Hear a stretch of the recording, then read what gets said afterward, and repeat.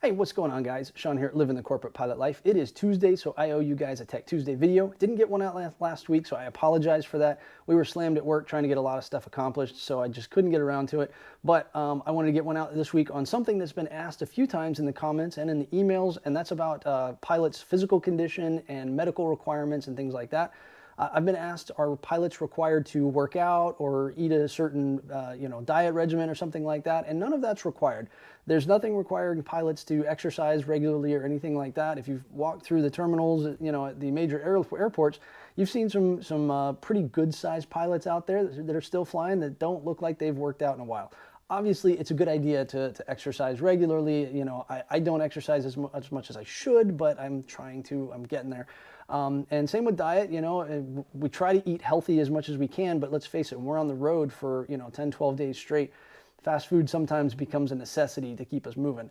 But we do our best to try and eat as healthy as we can while we can. But the one thing that is required is in a flight physical. For me, it's an annual thing. I haven't hit 40 years old yet, so for me, I do it once a year. I do mine in March. Once I hit 40 years old, I'll have to do it every 6 months to maintain my first class medical. There's also a second class medical and a third class medical. The second class is if you're operating under commercial privileges, you haven't met the ATP requirements yet, so you can operate under a second class medical. In those cases, a little less stringent to get the second class medical. And then the third class medical is for the pilots that are operating recreationally. They're not making any money doing the flying. They just like to go out there and poke holes in the sky and have fun, which I'm a little jealous of those guys.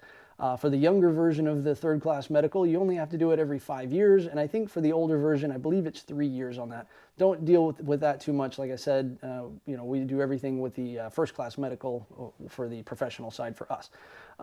The medical certificate itself is just a little piece of paper that they give you, and it basically has your name, your date, your name, the date, the birth date, your address, and restrictions to your medical. Most people, the most common one that we see is eyeglasses. You can operate with eyeglasses or contact lenses as a pilot. You have to be able to correct your vision down to 20/20. Luckily, I have not had to have that yet. I still have no restrictions on mine. As I get a little older, I'm sure my eyes will start to fade, doing, lots of welding and things like that. I'm sure I'm going to start seeing that happen. And eventually, I'm sure I'll have to wear contacts or glasses. So it'll just stay on my medical, must have corrective lenses available for flying. Some people, it even, says for near vision or for distance vision or something like that. But it's not a big deal. So the vision is easily correctable on something like that.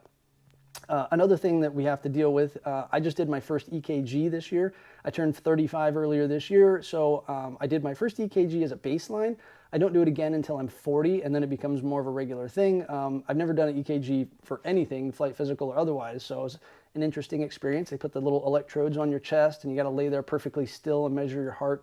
I don't know what it does. I'm not a doctor, but they said I was good to go. I had a healthy heart, so made me happy. So yeah, that's really all we have to do as a requirement to be a pilot. But like I said, if you want to continue to pass that physical as you age, it's a good idea to eat healthy, to exercise when you can, and take care of your body as much as you can, because if it fades and you start having issues, heart issues and things like that, diabetes, sleep apnea and things like that, they may restrict your license or your medical moving forward. So like I said, always a good idea to take care of yourself as a pilot moving down the road. So hopefully you guys learned a little something new that maybe you didn't know about before from us pilots. Hit that like button if you enjoyed it, subscribe if you're new, and leave me some comments. Let me know if you guys want to learn something else that I can put out a Tech Tuesday video for you guys on. So we'll see you guys on the next one. Keep living the corporate pilot life.